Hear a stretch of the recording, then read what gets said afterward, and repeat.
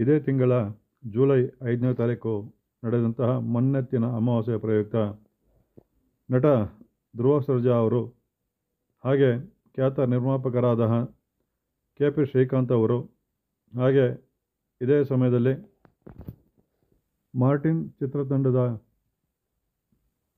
ನಿರ್ಮಾಪಕರು ಹಾಗೆ ಚಿತ್ರತಂಡದವರಿಂದ ಶ್ರೀ ವರದರಾಜೇಶ್ವರ ಸ್ವಾಮಿಯ ಶಿವಾಲಯದಲ್ಲಿ ಹೋಮವನ್ನು ಹಮ್ಮಿಕೊಳ್ಳಲಾಯಿತು. ಹಾಗೆ ಶಾಸಕರಾದಂತಹ ಹರಿಹರ ಶಾಸಕರಾದಂತಹ BP ಹರೀಶ್ ಅವರು ಈ ಒಂದು ದೇವಾಲಯಕ್ಕೆ ಭೇಟಿಯನ್ನು ನೀಡಿದರು.